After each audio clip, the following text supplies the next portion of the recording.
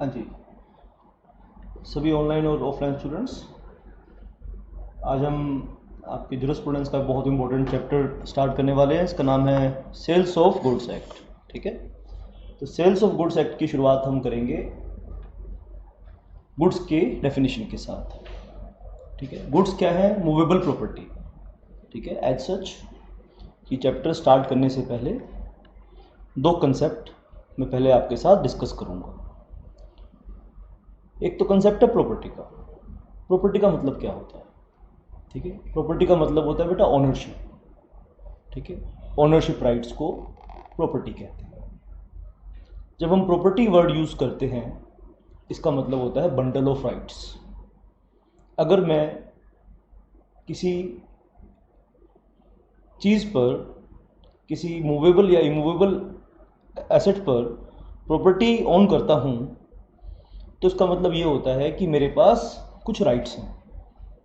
ठीक है, जब property word as such use किया जाता है तो इसका मतलब होता है एब्सोल्यूट ओनरशिप। एब्सोल्यूट मतलब कंप्लीट ओनरशिप।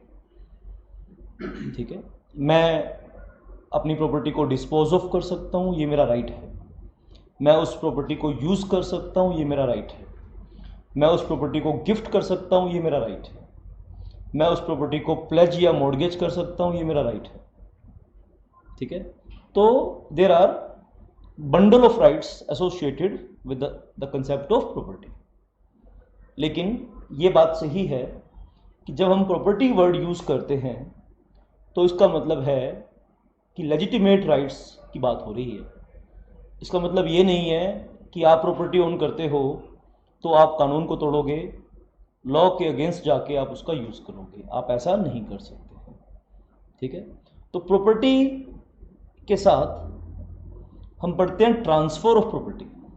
ठीक है, प्रॉपर्टी जब ट्रांसफर की जाती है तो ट्रांसफर ऑफ प्रॉपर्टी के लिए हम कई सारे कानून पढ़ते हैं, जैसे सेल्स ऑफ गुड्स एक्ट, जिसकी शुरुआत आज हम करने वाले हैं, जैसे ट्रांसफर ऑफ प्रॉपर्टी एक्ट, जैसे कंपनी लॉ में भी आप ट्रांसफर ऑफ शेयर्स की बात करते हैं, जैसे सेबी रेगुलेशंस आप पढ़ते हैं तो वहां भी ट्रांसफर ऑफ शेयर्स की बात की जाती है।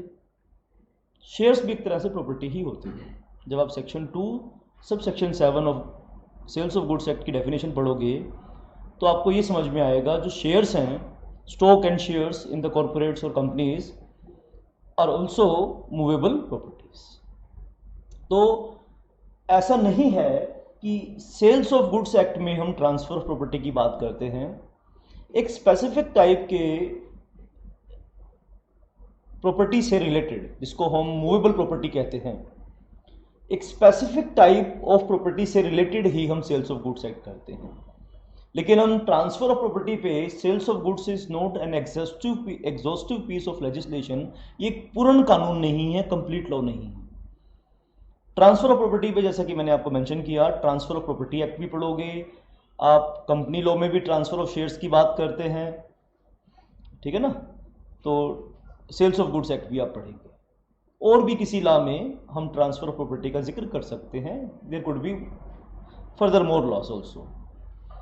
तो दोस्तों, यहाँ पे सेल्स ऑफ गुड्स एक्ट की जब हम बात कर रहे हैं तो प्रॉपर्टी का मतलब हम दो पार्ट में क्लासिफाई करते हैं। वैसे हम कई तरीके से क्लासिफाई करते हैं। इंटेलेक्चुअल प्रॉपर्टीज भी होती हैं, जैसे गुडविल है, जैसे पेटेंट है, जैसे कॉपीराइट है, एट्सेट्रा, है ना बेटा, ट्रेडमार्क्स हैं।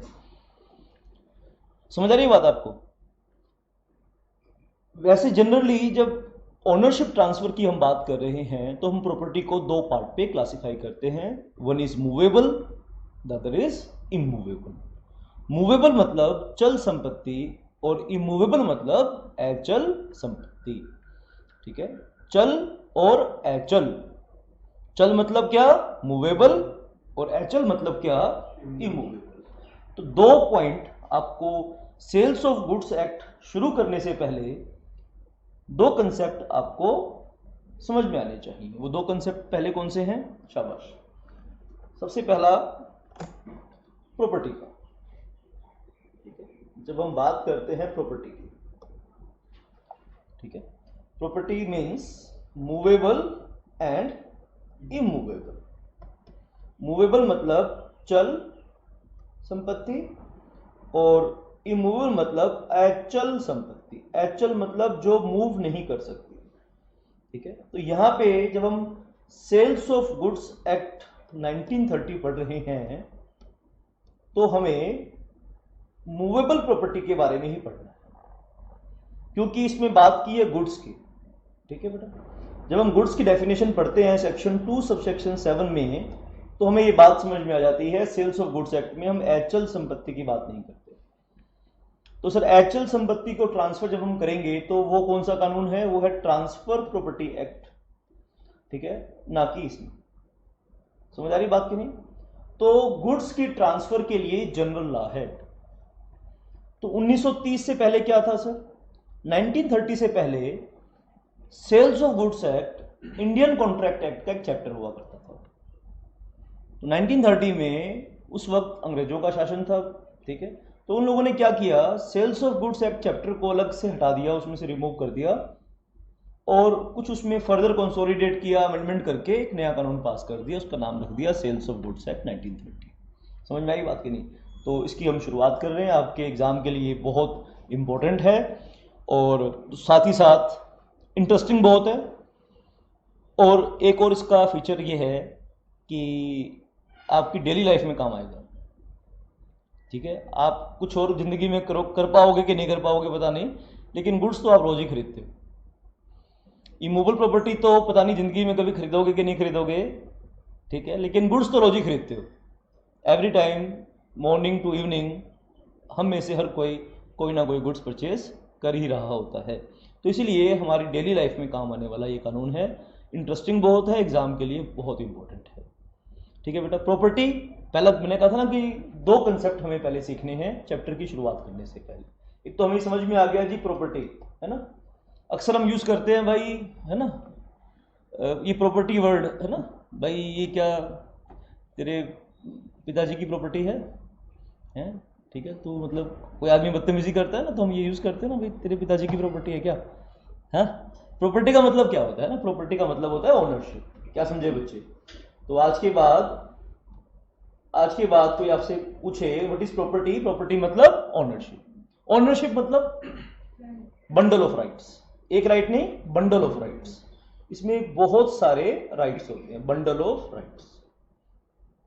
ठीक है, आप कंसेप्चुअल चैप्टर है ये, कंसेप्ट्स हैं इसके अंदर। अगर आप इसको सही तरीके से सीखोगे तो पूरी उम्र याद रहेगा आपको। और अगर इसको आप बिना समझे याद करने की कोशिश करोगे तो जितना जोर लगा लेना, क्वेश्चन आपसे ठीक नहीं हो पाएगा इसका। तो इसलिए मैं अपना पूरा जोर लगाऊंगा समझाने का आपको, आप भी पूरा कोऑपरेट करना। ठीक है, साथ में पार्टिसिपेट भी करना, जितने भी बच्चे क्लास में बैठे हैं। ठीक है बेटा, और जितने भी बच्चे ऑनलाइन हैं, ठीक है, आप सभी अच्छे से पार्टिसिपेट करना। जहां भी आपको डाउट लगे यू आर मोस्ट वेलकम, है ना। आप माइक ऑन करके भी पूछ सकते हो, आप टेक्स्ट मैसेज से भी पूछ सकते हो। ठीक है, और जो मेरे सामने ये कबूतर बैठे हैं ना, इनके तो फेसेस रीड करके मैं समझ आता हूँ कि समझ आ रही है कि इनको नहीं आ रही है। समझ आ रही है बात की नहीं? चलो, दूसरा कंसेप्ट क्या था ना, एक तो सर आपने बता दिया प्रॉपर्टी, है ना, ownership rights, bundle of rights होते हैं। जब हम प्रॉपर्टी एज सच खाली प्रॉपर्टी वर्ड यूज करते हैं तो उसका मतलब हम यूज कर रहे हैं absolute property. Complete property transfer होती है। जब कंप्लीट प्रॉपर्टी ट्रांसफर होती है, ए ने बी को प्रॉपर्टी ट्रांसफर कर दी, तो ए ने बी को ये सारे राइट्स ट्रांसफर कर दिए। अब ट्रांसफरी, जिसको प्रॉपर्टी ट्रांसफर हुई है उसको हम बोलते हैं क्या? ट्रांसफरी। जिसने प्रॉपर्टी ट्रांसफर की है उसको बोलते हैं ट्रांसफरर। ट्रांसफरी के बाद सारे राइट्स आ जाते हैं। ठीक है, चलो एक कंसेप्ट तो ये आपने सीख लिया। दूसरा कंसेप्ट मैं आपके साथ सिखाना चाहता हूं कि we should not get confused. We should not get confused between ownership and position. ठीक है, मैं थोड़ा सा आराम से चलूंगा ताकि इस दोनों पॉइंट्स को अच्छे से डाइजेस्ट कर ले।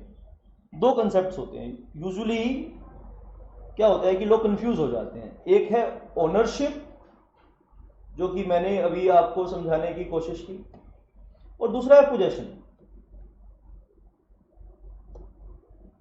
किसी भी चीज को कोई भी एग्जांपल दो, कोई भी किसी भी चीज का एग्जांपल दो। जैसे फॉर एग्जांपल एक एग्जांपल देते हैं हम, एक कार एक प्रॉपर्टी है। कैसी प्रॉपर्टी है यशिका? तो जोर से बोलो ताकि ऑनलाइन स्टूडेंट्स को भी आवाज जाए, है ना? खाना खाया ना तुमने? ठीक है, मूवेबल प्रॉपर्टी, कार एक मूवेबल प्रॉपर्टी। अब जो कार का ओनर है, हो सकता है उसके पास पोजेशन भी हो। हाँ, ओनर के पास पोजेशन भी हो सकती है, और ये भी हो सकता है कि जिसके पास पोजेशन है वो ओनर ना हो।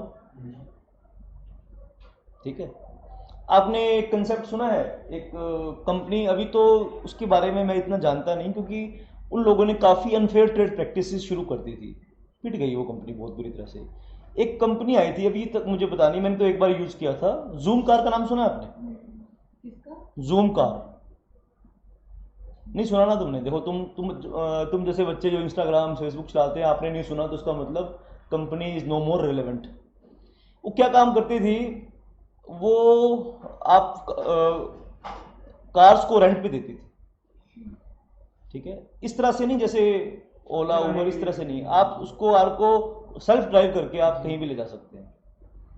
ठीक है, जैसे आप मर्सिडीज चलाना चाहते हैं, ठीक है, थार चलाना चाहते हैं, जो भी कार आप चाहते हैं, छोटी से छोटी लेके लग्जरी से लग्जरी गाड़ी उनके पास होती थी। ठीक है, अब उन्होंने रॉन्ग प्रैक्टिस क्या की, क्यों उनका कंसेप्ट फेल हुआ? जैसे मैं कार ले गया, ठीक है, तो मैं वापस करने के लिए गया ना, तो वो अनरीजनेबल बिल्स बनाने लगे कि आपने ये स्क्रैच लगा दिया जी, ये चीज़ खराब कर दी, वो चीज़ खराब कर दी। तो किराया तो वो लेते थे अच्छा खासा, साथ साथ कस्टमर को वापस करते वक्त लूटते थे। तो वो कंसेप्ट ज़्यादा दिन चला नहीं उनका। ठीक है, अभी भी शायद हो कंपनी एक्टिव हो, मुझे पता नहीं, अभी काफ़ी दिन मैंने एक्टिव है, लेकिन मैंने उसके बारे में काफ़ी सुना नहीं, उसका मतलब कस्टमर बेस इतना है नहीं। ठीक है, चलिए, एक बारी तो जब शुरू शुरू में नई नई कंपनी आई थी तो काफ़ी इसका हुआ था। अब ओनरशिप किसके पास है? जूम कार के पास। मेरे पास क्या है? उसकी पोजेशन। ठीक है, समझ में आई बात? ऐसा भी हो सकता है कि ओनरशिप एक आदमी के पास हो और पोजेशन भी उसी आदमी के पास हो, ऐसा भी हो सकता है। तो इस बात से कंफ्यूज नहीं होना कि ओनरशिप और पोजेशन एक ही आदमी के पास हो सकती है। ये आपको थ्रू आउट द चैप्टर ये बात क्लियर होनी चाहिए। ठीक है बेटा, ओनरशिप और पोजेशन दो अलग कंसेप्ट हैं। ठीक है, चैप्टर का नाम क्या है? Sales of goods. इसमें हम क्या पढ़ रहे हैं? सेल्स। ठीक है, ट्रांजैक्शन पढ़ रहे हैं जिसको हम बोल रहे हैं सेल्स। ठीक है, सेल्स को गिफ्ट के साथ कंफ्यूज नहीं करना। गिफ्ट भी एक ट्रांजैक्शन है, सेल भी एक ट्रांजैक्शन। सुनो बेटा, जहां जहां स्टूडेंट्स कंफ्यूज होते हैं, गलतियां करते हैं, वो पॉइंट्स पहले ही मैं फिल्टर करके अलग कर रहा हूं ताकि आपका कंसेप्ट बिल्कुल क्रिस्टल क्लियर, क्लिनिकल प्रिसीजन के साथ आप इस चैप्टर में आगे बढ़ें। You should not get confuse. We are not covering all transactions related to goods. We are just covering the concept of sales. ठीक है, एंड सेल्स को गिफ्ट के साथ कंफ्यूज नहीं करना। गिफ्ट को कहां पढ़ेंगे सर? हम किसी और चैप्टर में पढ़ेंगे, यहां नहीं पढ़ेंगे। सर नाम बता दो, ट्रांसफर प्रॉपर्टी एक्ट में पढ़ेंगे गिफ्ट को, यहां नहीं पढ़ेंगे। समझ में आ रही बात कि नहीं? देखो बेटा, गुड्स से रिलेटेड है ना, गुड्स को ऊपर रख लेते हैं, गुड्स से रिलेटेड बात कर रहे हैं। सेल हमने पढ़नी है, गिफ्ट हमें नहीं पढ़ना। ठीक है, एक ट्रांजैक्शन और होती है जिसको हम बोलते हैं प्लेज, गुड्स से रिलेटेड प्लेज। ठीक है, प्लेज में हम क्या करते हैं? अपने प्रॉपर्टी को सिक्योरिटी पर रखकर, कोलैटरल करके हम उस पर लोन लेते हैं। जैसे हमारे पास गोल्ड है तो हम गोल्ड के अगेंस्ट लोन ले लेते हैं, उसको हम क्या बोलते हैं? प्लेज। ठीक है, प्लेज हमने यहां नहीं पढ़ना। कहां पढ़ना है प्लेज हमें? नहीं, इंडियन कॉन्ट्रैक्ट एक्ट 1872 में स्पेशल कॉन्ट्रैक्ट्स के चैप्टर में हमने पढ़ना है प्लेज, यहां नहीं पढ़ना।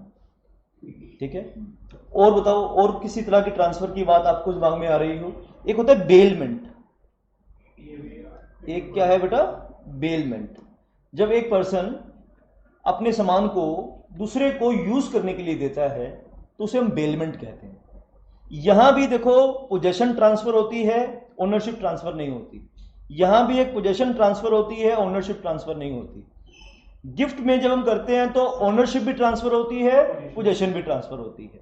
जब हम सेल करते हैं तो ओनरशिप भी ट्रांसफर होती है और पोजेशन भी ट्रांसफर होती है। समझ में आ रही बात की नहीं? तो ये सब कंसेप्ट्स हैं जिनको आपने सेल्स के साथ, रेंट पे भी वो एक तरह से बेलमेंट के कंसेप्ट में आ गया बेटा। रेंट पे आप जब देते हैं वो बेलमेंट ही हो गया। बेलमेंट दो तरह का होता है, ग्रेटिट्यूटियस bailment and non gratuitous bailment. जब आप किराया लेते हैं तो नॉन ग्रेटिट्यूटियस बोलते हैं, जब किराया नहीं लेते, जैसे मान लो क्या नाम है तुम्हारा, कनिष्का, कनिष्का तुम्हारी पड़ोसी है मान लो, ठीक है बेटा, समझ आ रही बात की नहीं? ऑनलाइन स्टूडेंट्स बेटा कोई डाउट है तो पूछना। कनिष्का मान लो निश्चित तुम्हारी पड़ोसी है, तुम्हारे घर मेहमान आ गए है ना, लड़की वाले आ गए रिश्ता देखने के लिए इधर, है ठीक है, और तुम्हारे घर में कुर्सियां कम पड़ गई, तो कनिष्का को बोला भाई कनिष्का अपनी कुर्सियां मुझे दे।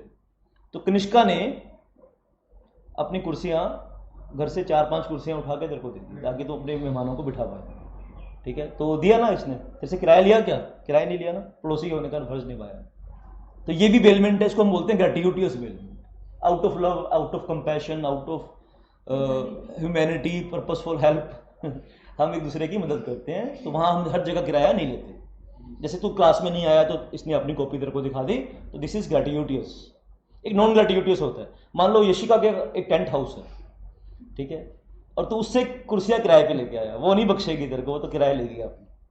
तो जो यशिका ने तेरे को कुर्सियां किराए पे दी, दैट इज ऑल्सो बेलमेंट। जो कनिष्का ने तेरे को कुर्सियां किराए पे दी, दैट इज ऑल्सो बेलमेंट।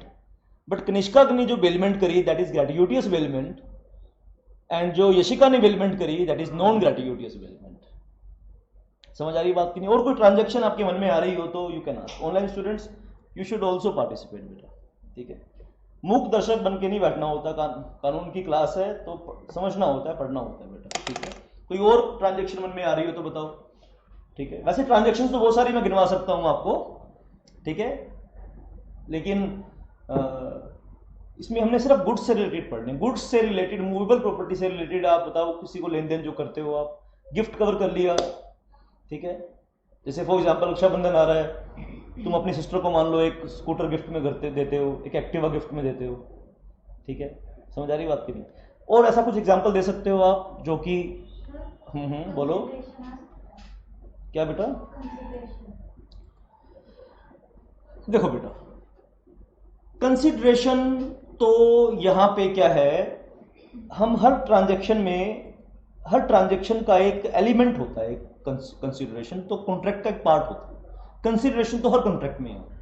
जैसे कि हम बात करें गिफ्ट, ठीक है, गिफ्ट में हम अपनी सिस्टर को मान लो राखी पे गिफ्ट दे रहे हैं, तो क्यों गिफ्ट दे रहे हैं? क्योंकि हमारे बीच में प्यार है, मोहब्बत, अफेक्शन का रिलेशनशिप है, ठीक है बेटा। तो कंसिडरेशन आगे हम इसको दो पार्ट में डिवाइड करते हैं, in monetary terms, in non monetary terms. तो हम हर किसी को तो गिफ्ट नहीं देते ना, जिससे प्यार करते हैं उसी को गिफ्ट देते हैं, ठीक है। जब हम consideration in terms of money करें, ठीक है, इन सब में consideration in terms of money हो, ठीक है बेटा, और प्रॉपर्टी कंप्लीट ट्रांसफर हो, ठीक है। जो आपने पूछ लिया ना वो सेल्स की डेफिनेशन पूछ ली, जो आपने बात करी वो सेल्स की डेफिनेशन ही पूछ ली। अब सेल्स किसको कहते हैं? सेल्स को मैं अभी सेक्शन 4 हम पढ़ेंगे सेल्स ऑफ गुड्स एक्ट में फॉर्मली, ठीक है बेटा। लेकिन इसकी दो चीजें आपको गौर करनी चाहिए, इसमें दो पॉइंट इसके हैं, और भी पॉइंट्स हैं लेकिन दो पॉइंट सेल्स के मैं बताता हूं। एक तो ओनरशिप ट्रांसफर हो रही है गुड्स में, टाइटल ट्रांसफर हो रहा है, ओनरशिप ट्रांसफर हो रहा है। दूसरा फॉर कंसिडरेशन हो रहा है। कंसिडरेशन भी दो तरह की हो सकती है, इन काइंड, इन मनी, ठीक है। इन काइंड हो सकती है, इन मनी हो सकती है। अगर कंसिडरेशन इन काइंड है तो उसको हम बोलेंगे बार्टर सिस्टम, वो भी हमने नहीं पढ़ना। जैसे फॉर एग्जांपल मेरा काम चमड़े का है, तुम्हारा काम गेहूं का है। पुराने जमाने में ट्रेड एंड कॉमर्स ऐसे ही होते थे, हम कमोडिटीज को एक्सचेंज करते थे। जब पैसे का आविष्कार नहीं हुआ था तो बिजनेस क्या करते थे, हम ऊंटों पर, घोड़ों, खच्चरों, गधों पर एक सामान लाद के ले जाते थे और वहां पे मंडी में जाते थे और दूसरी चीज हम वापस लेके आते थे। उसको हम बोलते हैं बार्टर। क्या बार्टर में ट्रांसफर नहीं होती? Barter is not a transaction. Yes, barter is a transaction, but हमें नहीं पढ़ना। क्यों नहीं पढ़ना हमें? क्योंकि consideration in terms of money नहीं है और इस एक्ट में कवर नहीं है। यानी वो ट्रांजैक्शन हम पढ़ेंगे इसमें जिसमें एब्सोल्यूट प्रॉपर्टी ट्रांसफर हो रही है और फॉर कैश हो रही है, यानी consideration in terms of money जहां है वो सेल है। ठीक है, जैसे प्लेज में, सर प्लेज में भी तो हम दे रहे हैं, प्लेज को सेल में क्यों नहीं कर रहे, आप डाउट्स पूछ सकते हो। एक तो प्लेज में आप ओनरशिप ट्रांसफर नहीं कर रहे हो बेटा, ठीक है, आप प्लेज में सिर्फ पोजेशन ट्रांसफर कर रहे हो। जहां ओनली पोजेशन ट्रांसफर कर रहे हो, ओनरशिप ट्रांसफर नहीं कर रहे, वो सेल नहीं होती। ठीक है, और प्लेज में एक स्पेसिफिक पर्पस के लिए आप पोजेशन दे रहे हो, उसको यूज करने के लिए नहीं दे रहे हो। सेलर जब सेल करेगा तो बायर उसको यूज करे, गिफ्ट करे, तोड़े फोड़े, जो मर्जी करे। सेलर मुझे पैसे मिल गए, तुम सामान का जो मर्जी करो, मुझे क्या मतलब है इससे। लेकिन जो प्लेजी होता है वो सामान को यूज नहीं कर सकता, इसीलिए pledge is not a sale. Gift sale क्यों नहीं है, अच्छा बताओ भाई, यशिका तुम बताओ, why gift is not sale? Because there is no consideration in terms of money. Kind भी नहीं है वहां, तो काइंड होता तो बार्टर होता। If the consideration in kind, उसमें consideration in terms of money नहीं है, ये नहीं कह सकते कंसिडरेशन नहीं है। Consideration in terms of money नहीं है बेटा, consideration in terms of love and affection तो है ना। But practical commercial point of view से आप ठीक कह रहे हो, कंसिडरेशन नहीं है, in terms of love and affection है, इन टर्म्स ऑफ मनी नहीं है। इन टर्म्स ऑफ मनी नहीं है इसलिए सेल नहीं है।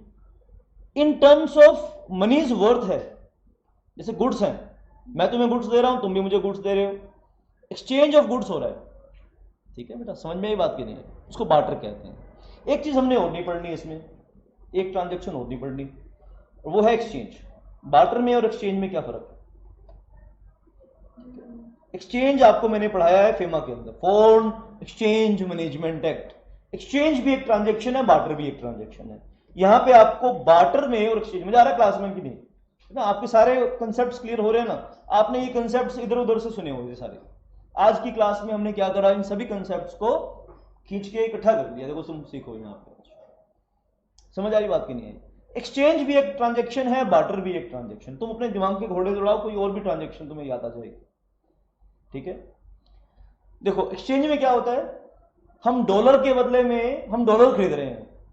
फेमा में पढ़ाया ना, ऑथराइज डीलर के पास हमें फॉरेन करेंसी चाहिए करंट अकाउंट ट्रांजेक्शन के लिए। तुम बाहर जा रहे हो, तुम बाहर घूमने जा रहे हो, ठीक है, इलाज करवाने जा रहे हो, पढ़ने जा रहे हो, ठीक है, तुम्हें तुम्हारा स्पाउस के लिए, पेरेंट्स के लिए पैसा बाहर भेजना है, तो तुम ऑथराइज डीलर से जाके मनी खरीद सकते हो, डॉलर खरीद सकते हो। तो सेल हो रहा है ना, डॉलर बेच रहा है, तो क्या वो सेल है?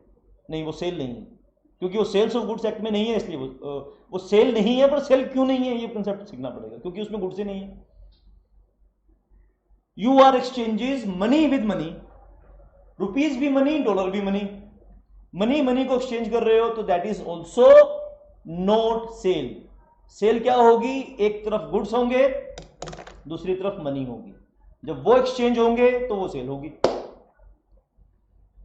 तो टिल नाउ आप सभी बच्चों को, ऑनलाइन स्टूडेंट्स जितने भी हैं आज, ध्यान दो बच्चे, ऑनलाइन स्टूडेंट्स आप सभी बच्चे ध्यान दीजिए बेटा, ऑनलाइन स्टूडेंट्स सभी बच्चे ध्यान दीजिए कि आपको ये सारी ट्रांजेक्शन्स समझ में आनी चाहिए कि गिफ्ट क्यों सेल नहीं है, प्लेज क्यों सेल नहीं है, बेलमेंट क्यों सेल नहीं है। बेलमेंट में हम ओनरशिप ट्रांसफर नहीं कर रहे, हम सिर्फ थोड़े समय के लिए एक पर्टिकुलर पर्पस के लिए गुड्स ट्रांसफर कर रहे हैं। जब वो पर्पस अकम्प्लिश हो जाएगा, गुड्स वापस रिवर्ट बैक हो जाते हैं। ठीक है, रेंट तो बेलमेंट ही हमने बताया बेटा, बार्टर समझाया भी आपको, एक्सचेंज समझाया। ठीक है, कोई और ट्रांजेक्शन आपके माइंड में बाद में आए तो आप मेरे को व्हाट्सएप कर सकते हैं। व्हाट्सएप नंबर सभी स्टूडेंट्स के पास होगा। जो स्टूडेंट्स आज दूसरे बैच के हैं, आप अपने कोऑर्डिनेटर से मेरा नंबर ले लेना, सुन लो, मेरा नंबर है 9818050252। आज की क्लास से रिलेटेड। बाद में कभी भी आपको कोई डाउट आए, ठीक है, तो आप ये नंबर नोट कर लो, आप मुझे व्हाट्सएप कर सकते हो, ठीक है। ये नंबर आपके उसमें होगा तो लाइफ में कहीं ना कहीं ऐसी जगह काम आएगा जहाँ से आपको हेल्प की बहुत रिक्वायरमेंट होगी, ठीक है। ये नंबर आपके पास होना चाहिए, सभी फॉर लाइफ होना चाहिए। समझ में आई बात कि नहीं? चलो बेटा आगे बढ़ते हैं। सेल्स ऑफ गुड्स एक्ट की हमने आज शुरुआत करनी है, ठीक है। पहले चैप्टर की थोड़ी सी इंट्रोडक्शन पढ़ते हैं, ठीक है। तो अब तक हमने क्या सीखा है? हमने बेसिक बातें सीखी है कि ओनरशिप अलग चीज़ है, पोजेशन एक अलग चीज़ है। ओनरशिप जब ट्रांसफर हो रही होती है वो भी एक तरह की ट्रांजैक्शन है, जब पोजेशन ट्रांसफर हो रही है वो भी एक तरह की ट्रांसफर है। वहां पे लिमिटेड ओनरशिप जाती है, लेकिन सेल में एब्सोल्यूट ओनरशिप जाती है, ठीक है। तो आज आओ बच्चों, आज हम पहले सेल्स ऑफ गुड्स एक्ट के इंट्रोडक्शन देते हैं, शाबाश, फॉर्मल तरीके से इंट्रोडक्शन देते हैं। हाँ बेटा, थोड़ा सा जोर से बोलो प्लीज। जो फाइंडर ऑफ गुड्स होता है, नंबर ऑफ डेज 7 है, कि 7 डेज के अंदर अगर रियल ओनर मिल गया तो वो जो है उसको दे देंगे। फाइंडर ऑफ गुड्स के बारे में बात कर रही है, फाइंडर ऑफ गुड्स के बारे में बात कर रही है, यस यस। और अगर 7 डेज में मिल गया तो उसके रियल ओनर को दे देंगे, वरना वो उसी का हो जाएगा। तो ये सेल तो नहीं हुई ना बेटा, सेल नहीं हुई ना। सेल एक कॉन्ट्रैक्ट होता है, ये क्वाजी कॉन्ट्रैक्ट है, ठीक है। क्वाजी कॉन्ट्रैक्ट, वेरी गुड, एक पॉइंट और ढूंढ लिया। क्वाजी, जैसे फॉर एग्जांपल उन्होंने एग्जांपल दिया फाइंडर ऑफ लॉस्ट गुड्स, ठीक है। फाइंडर ऑफ लॉस्ट गुड्स जो है उसके बीच में और ओनर के बीच में क्वाजी कॉन्ट्रैक्ट होता है। यानी क्वाजी कॉन्ट्रैक्ट क्या होता है? Situation which resembles to contract but actually not. क्योंकि कॉन्ट्रैक्ट जब हम करते हैं तो हमारा ऑब्लिगेशन क्रिएट होता है। जैसे फॉर एग्जांपल मैंने अपना पेन निक्षित को बेच दिया, ठीक है। निक्षित को मैंने अपना पेन बेचा तो निक्षित का ऑब्लिगेशन क्रिएट हुआ, मेरा भी ऑब्लिगेशन क्रिएट हुआ। निक्षित को मुझे पैसे देने हैं, मैंने उसे को पेन देना है, ऑब्लिगेशन क्रिएट हुआ ना। अब मान लो मेरा ये पेन गुम हो गया और ये किसको मिल गया? ये मिल गया कनिष्का को। Kanishka is finder of lost goods, तो कनिष्का का भी ऑब्लिगेशन क्रिएट हुआ। अब जैसे मेरे और निक्षित के बीच में कॉन्ट्रैक्ट था, ऐसे मेरे और कनिष्का के बीच में कॉन्ट्रैक्ट नहीं है। तो मेरा और निक्षित का जो रिलेशनशिप है वो क्या है? कॉन्ट्रैक्ट। और मेरा और कनिष्का का जो रिलेशनशिप है वो है क्वाजी कॉन्ट्रैक्ट। तो क्वाजी कॉन्ट्रैक्ट में जो कनिष्का ने डाउट पूछा है उसको मैं एक्सप्लेन कर रहा हूं, उसको मैं और उसको थोड़ा सा एम्पलीफाई कर रहा हूं अच्छे से, जाके आपको सबको अच्छे से समझ में आए, क्योंकि हो सकता है कि ऑनलाइन स्टूडेंट्स तक कनिष्का की आवाज ना गई हो। फाइंडर ऑफ गुड्स में क्या होता है? जो फाइंडर होता है उसका ऑब्लिगेशन ये है कि ओनर, ट्रू ओनर को ट्रेस करके, रियल ओनर को ट्रेस करके वो उसके पास पहुंचा दे। लेकिन इसके बेस्ट एफर्ट्स करने के बाद भी और ओनर को खोजने में अगर इसका 3/4 वैल्यू खर्च हो चुकी है, जैसे मान लो गुड्स 100 रुपए का है और 100 रुपए का 3/4 पैसा इसने खर्च कर दिया है, तो अब ये ओनरशिप इसके पास आ जाएगी, ठीक है। ओनरशिप तो आ गई इसके पास, सेल तो नहीं हुई ना बेटा, क्योंकि सेल में क्या होता है? कॉन्ट्रैक्ट होता है। आपके बीच में तो कॉन्ट्रैक्ट नहीं है, क्या है? क्वाजी कॉन्ट्रैक्ट है, ठीक है। तो a transaction which happened with real owner and finder of lost goods is a quasi contract, not contract. इसलिए दिस इज नॉट सेल। और दूसरा क्या नहीं है इसमें? कंसिडरेशन भी नहीं है। समझ में ये बात बेटा? हाँ हाँ समझ गया, मैं समझ गया, थैंक गॉड। बड़ी देर बाद याद आई तेरे को रिकॉर्डिंग की। शाबाश। इसमें तो एक पॉइंट और पढ़ लो, फाइंडर ऑफ लॉस्ट गुड्स। कोई और देखो और दिमाग में आ रही हो तो उसको भी आज समझ लो, ठीक है। चलो हाँ बेटा। नहीं बेटा, वेजरिंग तो कॉन्ट्रैक्ट हो गया ना बेटा, वेजर तो एक एग्रीमेंट है, कॉन्ट्रैक्ट भी नहीं है। जो जैसे मान के चलो किसने शर्त लगा लिया उसमें, ठीक है, किसी भी चीज की कोई, निश्चित कह रहा है कि भाई किसी ने शर्त लगा ली, ठीक है। जैसे मान लो तेरे और मेरे बीच में शर्त लगी कि ठीक है, तूने मुझे कहा सर 100 पुशअप मार दो तो मैं आपको अपना फ़ोन दे दूंगा, ठीक है। तो एक तरह से ये प्राइस हो गया ना बेटा। तो मैं 100 पुशअप मार रहा हूँ, आप मेरे को अपना फ़ोन दे रहे हो, तो शर्त होगी ना ये तो। एक तरीके से। तो इसमें मैं तो आपको कैश नहीं दूंगा ना आपके फ़ोन के बदले में, कैश नहीं है, कंसिडरेशन नहीं है, तो ये सेल नहीं है। तो प्राइस, ठीक है, प्राइस कंपटीशन कह सकते हो, सेल नहीं कह सकते इसमें। हाँ, गुड्स की ट्रांजैक्शन होगी बट इसमें consideration in terms of money नहीं है, दैट्स वाई ये सेल नहीं है।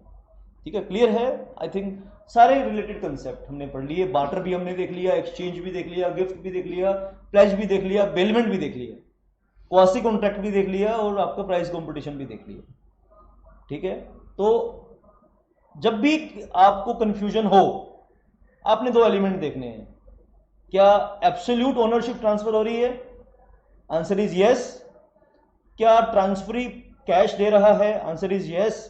Then it is a sale, otherwise it is not. ठीक है, तो section 4 sales of goods act में कॉन्ट्रैक्ट ऑफ सेल पढ़ेंगे तो हमारा कंसेप्ट 100% क्लियर हो जाएगा। पहले हम चैप्टर की इंट्रोडक्शन समझेंगे, फिर सेक्शन 4 पे मूव करेंगे और 4 के को अच्छे से समझने की कोशिश करेंगे बेटा। ठीक है, कोई ऑनलाइन स्टूडेंट्स, महिमा बेटा बताओ, पलक, महिमा, संजना, कोई डाउट है तो प्लीज़ पूछो बेटा। ठीक है, आओ बेटा, इसकी एक बारी हम इसके साथ पढ़ लेते हैं। सेल्स ऑफ गुड्स एक्ट क्या है? Is one of very old mercantile law, मतलब आप बिजनेस लॉ देखोगे तो सबसे पुराना लॉ है एक तरीके से। Sales of goods is one of the special types of contract. एक स्पेशल कॉन्ट्रैक्ट था पहले, कॉन्ट्रैक्ट एक्ट में एक चैप्टर था इसका।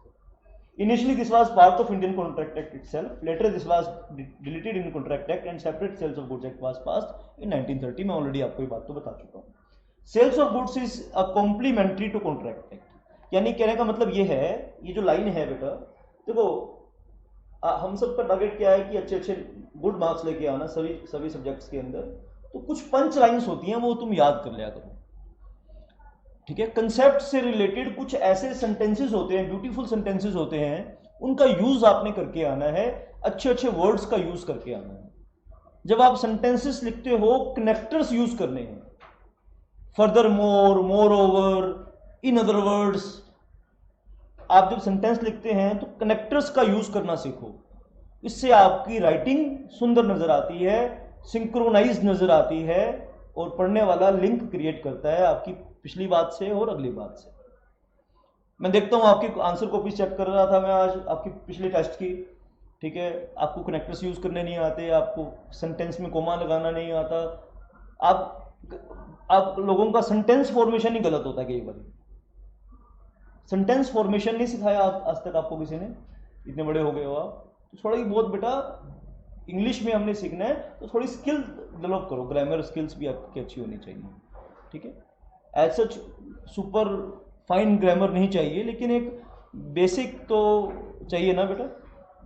चलो, आप basic provisions of contract act apply. इसका मतलब क्या है कि every sale is a contract, और जब ये कॉन्ट्रैक्ट है तो कॉन्ट्रैक्ट एक्ट के basic principles like offer, acceptance, agreement, consideration, capacity, void agreements, valid agreements, void contract, voidable contract के सारे कंसेप्ट लागू हो जाते हैं।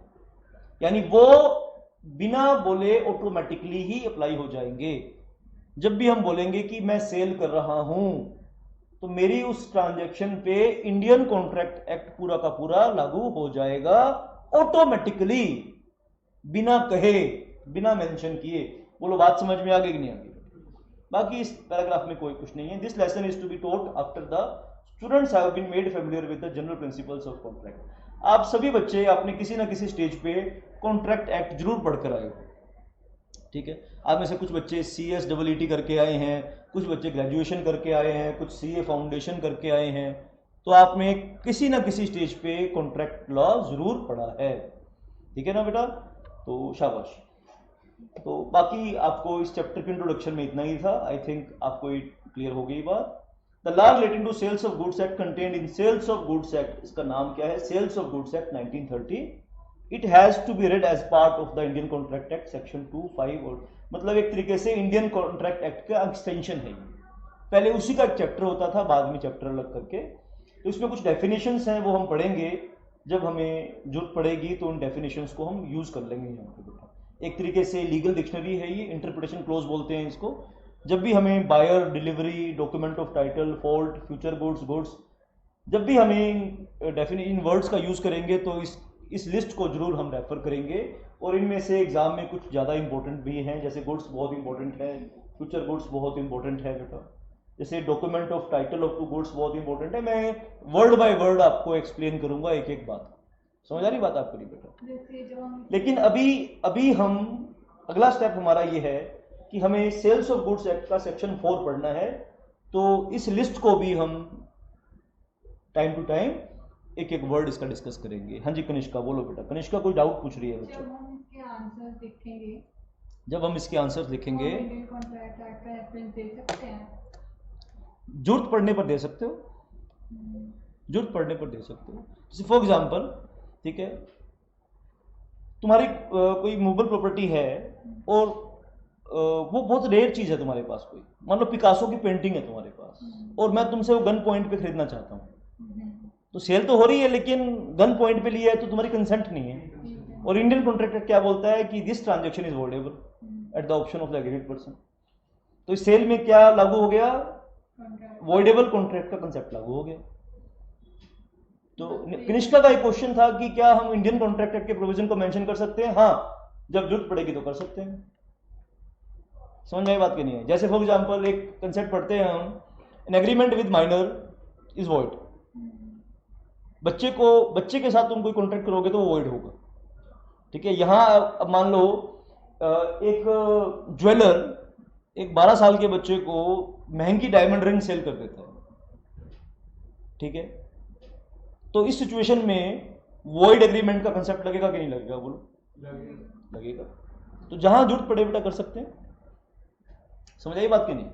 चलो, कोई और डाउट है तो पूछो, ठीक है भाई। क्या बात फेस टू फेस स्टूडेंट से पूछ रहे हैं, बाकी बच्चे बाकी सभी बच्चे, ठीक है, मूक दर्शक बन के नहीं बैठो बेटा।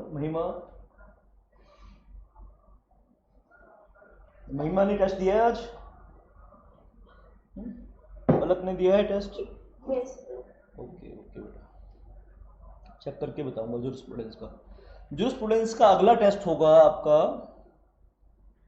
इन द मंथ ऑफ अगस्त ही होगा अब तो ना। अगस्त का लास्ट वीक जो होगा, अगस्त का लास्ट थर्सडे, मेंशन कर लो सभी बच्चे अपनी अपनी जगह पे, बाद में ग्रुप में मैसेज आप कर लेना। अगस्त का लास्ट थर्सडे जो होगा जूरिस्प्रूडेंस का टेस्ट उसमें हम लेंगे। उससे पहले 2 टेस्ट सिक्योरिटी लॉ के लूंगा और 1 टेस्ट में ईबीसीएल का लूंगा। जो लास्ट थर्सडे होगा उसको जूरिस्प्रूडेंस का टेस्ट लेंगे। 31 है, चलो ठीक है कोई बात नहीं। 31 अगस्त को जूरिस्प्रूडेंस का अगला टेस्ट है। जब तक जितना भी सिलेबस होगा वो सारा उसमें आएगा, ठीक है जी। आओ बेटा, सेक्शन 4 अब हम पढ़ेंगे, contract of sales of goods का सेक्शन 4।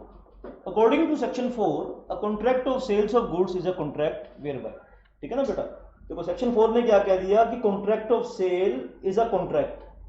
अगर ये कॉन्ट्रैक्ट है तो मैंने बताया automatically Indian contract act 1872 automatically apply हो जाएगा, मेंशन करने की जरूरत नहीं है, ठीक है बेटा। तो इसमें वेयर बाय सेलर ट्रांसफर और agrees to transfer the property in goods, ठीक है। 2 सिचुएशन क्रिएट कर रहा है, ठीक है। सेक्शन 4 कह रहा है जी कॉन्ट्रैक्ट ऑफ सेल क्या होता है। अब हमने क्या सीखना है, कॉन्ट्रैक्ट ऑफ सेल कहां पे दिया है? सेक्शन 4 में, ठीक है बेटा। अब सेक्शन 4 आप अक्सर पूछते हो सर सेक्शन लर्न करने हैं कि नहीं करने। कुछ मेन सेक्शंस हैं जिनके ऊपर कानून टिका है, वो सेक्शंस तो जरूर याद करने हैं, बाकी कुछ और करो ना करो। सेल्स ऑफ गुड्स एक्ट कर रहे हो तो सेक्शन 4 तो जरूर करना भाई मेंशन, ठीक है। वैसे तो मैक्सिमम सेक्शन करने चाहिए, बट जैसे सेक्शन 4 जैसे इंपॉर्टेंट सेक्शन को आप मिस आउट नहीं कर सकते। कॉन्ट्रैक्ट ऑफ सेल में क्या है, जहां पे एक पर्सन है सेलर, ठीक है। तो एज सच 2 पार्टीज होती हैं, सेलर एक बायर। ट्रांसफरर को सेलर कहते हैं और ट्रांसफरी को हम क्या कहते हैं? बायर। सेलर इसमें 2 ऑप्शन बता रहा है, या तो ट्रांसफर्स प्रेजेंट टेंस यूज कर रहे हैं, transverse, or agrees to transfer क्या चीज? प्रॉपर्टी। या तो ट्रांसफर प्रेजेंट में हो रहा है या ट्रांसफर ऑफ प्रॉपर्टी, यहां पे ट्रांसफर ऑफ प्रॉपर्टी प्रेजेंट में हो रही है, ठीक है, और यहां पे ट्रांसफर ऑफ प्रॉपर्टी फ्यूचर में हो रही है, यानी इसको बोलते हैं सेल, इसको बोलते हैं agreement to sale, agreement to sale, ठीक है। आपने आज तक सेल और सेल दोनों वर्ड यूज किए हैं, आज पहली बारी आपको समझ में आया है कि सेल और सेल में क्या फर्क होता है। एक वर्ड है SALE सेल, दूसरा वर्ड है SELL, दोनों वर्ड यूज किए कि नहीं किए बताओ। आज तुम्हें टेक्निकली समझ में आया होगा कि सेल में और सेल में क्या फर्क होता है। अगर मैं प्रॉपर्टी अभी ट्रांसफर कर रहा हूं, ठीक है, तो ये सेल है। अगर मैं प्रॉपर्टी आपको फ्यूचर डेट पे ट्रांसफर करूंगा, आज हम एग्रीमेंट कर रहे हैं, एग्रीमेंट टू सेल कर रहे हैं, यानी कॉन्ट्रैक्ट ऑफ सेल में या तो सेल होगी या एग्रीमेंट टू सेल। सेलर क्या करेगा, एक पर्सन को हम सेलर कब बोलेंगे बेटा, देखो नंबरों की बारिश हो गई है बेटा, संभाल सकते हो तो संभाल लो, ठीक है। एग्जाम में बहुत सारे क्वेश्चन बनते हैं सेक्शन 4 के। किसी भी माइके लाल को, किसी भी पर्सन को हम सेलर कब बोलेंगे, जो इन दो में से कोई एक काम करेगा, either transfer the property in goods or agrees to transfer the property in goods. समझ आ गया बात। अब नेक्स्ट पॉइंट देखते हैं, ठीक है बेटा।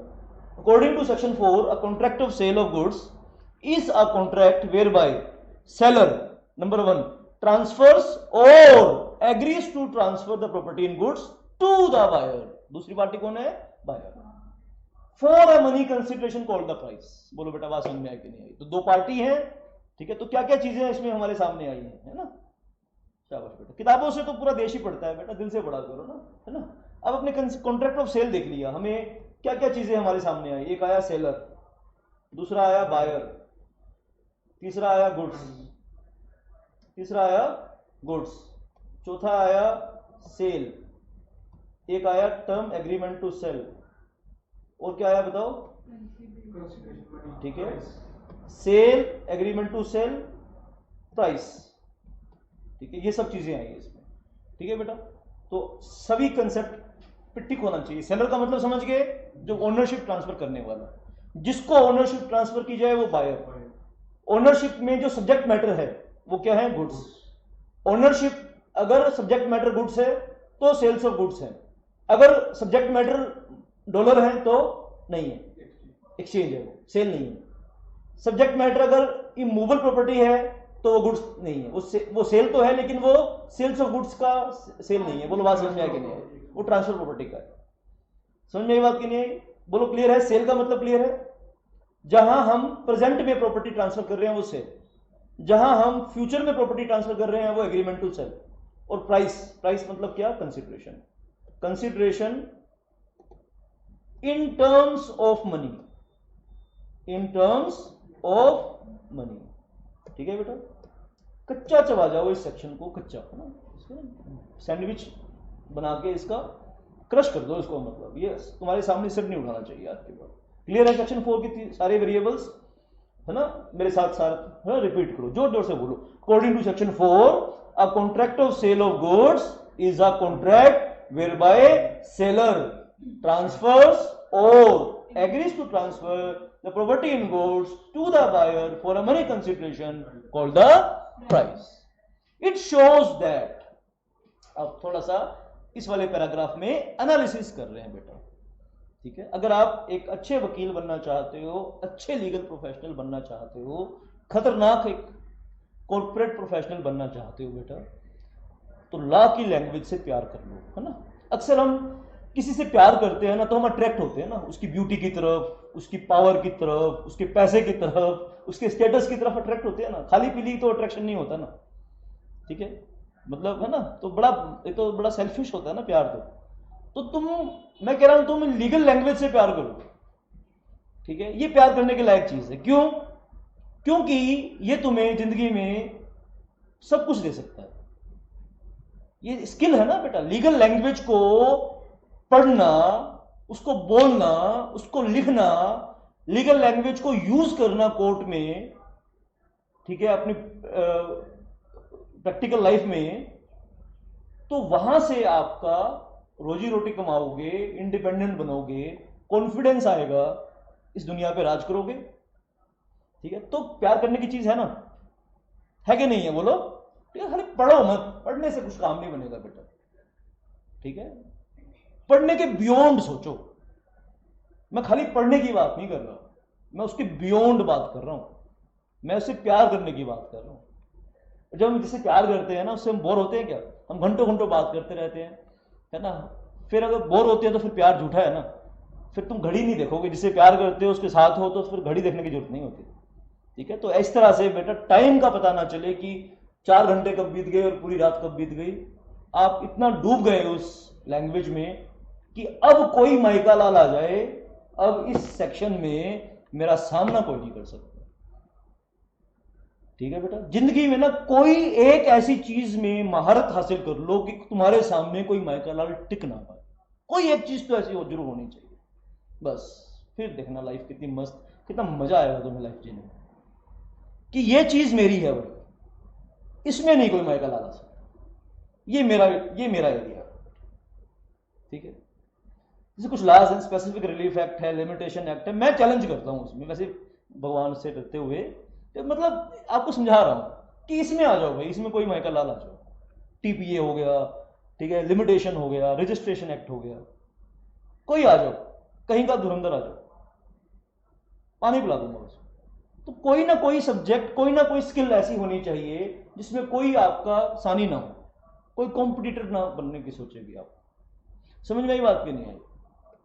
तो सेक्शन को थोड़ा सा एनालिसिस करते हैं, मोटिवेशन हो गया, थोड़ा सा एनालिसिस करते हैं कि ये जो दो सेंटेंस लिखे हैं हमने ऊपर। आओ, it shows that expression contract of sale includes both sale and sale where the seller transfer the ownership of goods to the buyer, and agreement to sell where the ownership of goods is transferred to at a future time or subject to some conditions to be fulfilled later on। ठीक है बेटा, दोनों चीजें मैंने अपने diagram में cover कर ली, ऊपर वाले डायग्राम में कवर कर ली। जैसे फॉर एग्जांपल मैं दोनों बातें बता देता हूं, या तो फ्यूचर डेट पे होगा या कोई कंडीशन पूरी होने पे होगा। जैसे फॉर एग्जांपल साउथ अफ्रीका से एक शिप आ रहा है। ठीक है बच्चे, साउथ अफ्रीका से क्या आ रहा है? एक शिप आ रहा है, शिप में कुछ गुड्स आ रहे हैं। ठीक है, एक कंसाइनमेंट आ रहा है। अब मैं इंपोर्टर हूं, तुमने अपनी रिक्वायरमेंट मेरे सामने रखी कि भाई मेरे को ये सामान चाहिए। मैंने कहा भाई देखो, साउथ अफ्रीका से मेरा कंसाइनमेंट आ रहा है, अगर इस कलर का माल आया तो मैं तुम्हें दूंगा। तुमने कहा कि मुझे रेड कलर में ये चीज चाहिए। मैंने कहा कंसाइनमेंट आ रहा है साउथ अफ्रीका से, उसमें रेड कलर का माल आया तो मैं आपको दे दूंगा, फ्यूचर डेट पे दूंगा। कंडीशनल है कि नहीं है कि रेड कलर का आएगा तो दूंगा, नहीं आया तो नहीं दूंगा? बोलो। तो जब मैं फ्यूचर डेट पे प्रॉपर्टी ट्रांसफर करने की बात करूं, या तो फ्यूचर डेट सर्टेन है, ठीक है, जैसे फॉर एग्जांपल मेरे पास कोई सामान है, आपने कहा सर अपना फोन मुझे दे दो, मैं आपको फोन खरीदना चाहता हूं।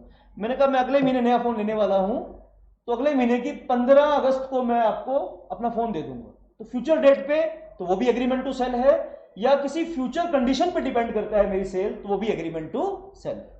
बोलो बच्चे, बात समझ में आएगी नहीं? आप सभी बच्चे, ठीक है, शाबाश बेटा। क्लास को शॉर्ट और क्रिस्प रखेंगे, बहुत ज्यादा स्टफ नहीं करूंगा आपके दिमाग को, क्योंकि बहुत सारे कंसेप्ट मैंने बता दिए। छोटा क्लास रखेंगे, ज्यादा लंबी क्लास नहीं लेंगे, ठीक है, ताकि आप इन सब चीजों को, पर मैं चाहता हूं कि जब तुम कल आओ तो इन सब चीजों के बारे में सोच के आओ बेटा। ठीक है, प्लीज मैं आपको लेक्चर को, रिकॉर्डिंग को मैं पॉज करूंगा 2 मिनट के लिए। आप सभी ऑनलाइन स्टूडेंट्स बने रहेंगे, और सभी बच्चे जो बाद में रिकॉर्डिंग देखेंगे पॉज करके, मैं चाहता हूं कि 2 मिनट तक तुम सेक्शन 4 को पढ़ो।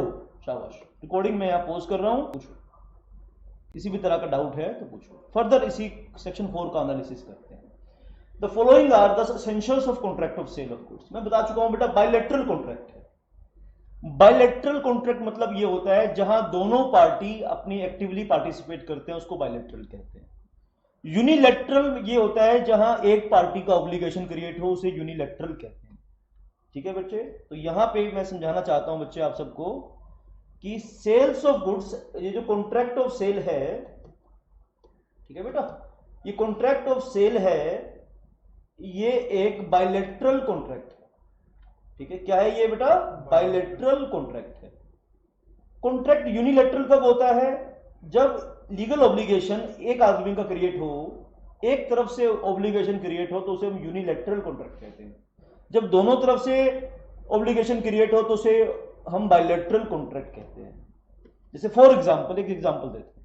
जैसे फॉर एग्जांपल, आपके घर में एक डोमेस्टिक हेल्प के लिए आपने कोई पर्सन रखा हुआ है, ठीक है, और आपकी कीमती अंगूठी गुम हो जाती है, जो आपका डोमेस्टिक हेल्प है वो उनको मिल जाती है, वो आपको वापस कर देते हैं, तो आप बड़े खुशी होते हैं। आप कहते हो कि मैं आपको आपकी इस ईमानदारी के लिए 5,000 रुपये इनाम में दूंगा, ठीक है। अब उस पर्सन ने तो कुछ नहीं करना, ऑब्लिगेशन सिर्फ एक आदमी का क्रिएट हुआ ना, आपने प्रॉमिस किया कि आप उनकी ईमानदारी से खुश होके उनको 5,000 रुपये देंगे, तो ये यूनिलैटरल कॉन्ट्रैक्ट है। On the other hand, contract of sale is bilateral contract. मैं आपको ओनरशिप इन गुड्स दूंगा, गुड्स की पोजेशन दूंगा, आप मेरे को बदले में क्या देंगे? प्राइस देंगे।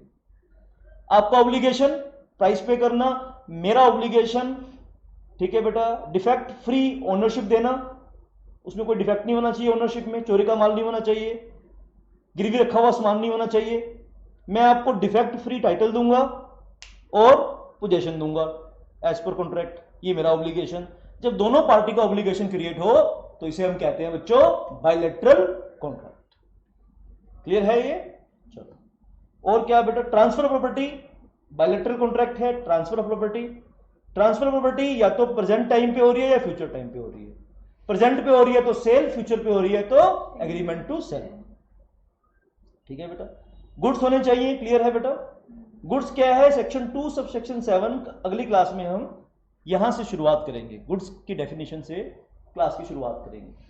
तीसरा, प्राइस और money consideration, all essential elements of a valid contract. क्योंकि क्यों होना चाहिए all essential elements of valid contract? क्यों होने चाहिए? क्या होते हैं all essential elements? Indian contract act के कुछ सेक्शंस मेंशन कर रहा हूं, आप चाहे तो पढ़ लेना, कोई डाउट हो तो पूछ लेना बेटा। इसमें होने चाहिए सेक्शन 10 की सारी बातें पूरी होनी चाहिए, सेक्शन 29 की सारी बातें पूरी होनी चाहिए, सेक्शन 56 की सारी बातें होनी चाहिए। सेक्शन 10 क्या कहता है? All agreements are contracts if they are made by free consent of parties competent to contract for lawful consideration and for lawful object and not hereby expressly declared to be void. Section 29 क्या? Terms and conditions of a contract must be true, certain, clear and without any ambiguity. Section 56 कहता है performance of contract must be possible. ये सारी क्या है? Essential elements, essential conditions of a contract. ये सभी conditions sales of contract में भी, कॉन्ट्रैक्ट ऑफ सेल्स में भी मौजूद होनी चाहिए। अदरवाइज क्या होगा? एग्रीमेंट कॉन्ट्रैक्ट नहीं बनेगा। जो एग्रीमेंट कॉन्ट्रैक्ट नहीं बन पाता वो वॉइड हो जाता है। समझ मेरी बात की नहीं आ रही? तो ऑल एसेंशियल एलिमेंट्स, ये सर पॉइंट कहां से लेकर आए? अरे बच्चों, मैं ये पॉइंट पहली लाइन में लेके आया, देखो यहां से लेके आया, जब सेक्शन ने बोला a contract of sale goods is a contract, ऐसा लिखते ही ऑटोमेटिकली क्या आ गई?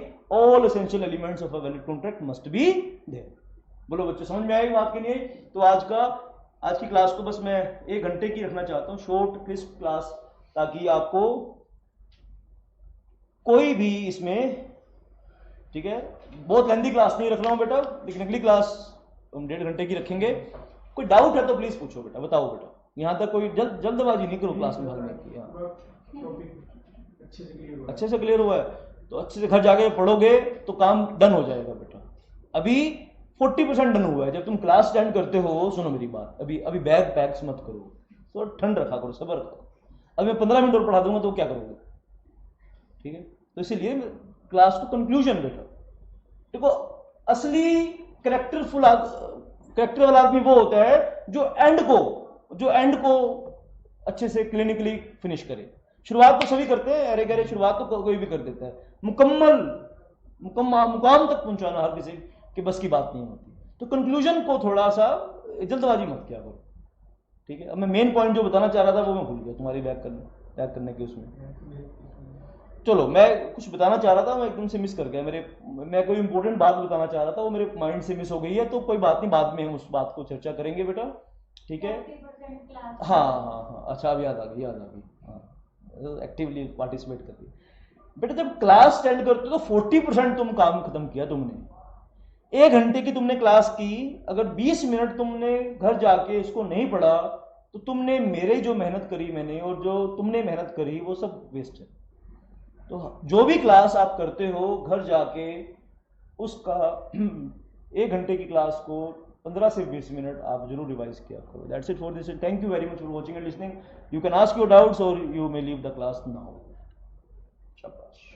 ऑनलाइन स्टूडेंट्स, रिकॉर्डिंग कर रहा हूँ।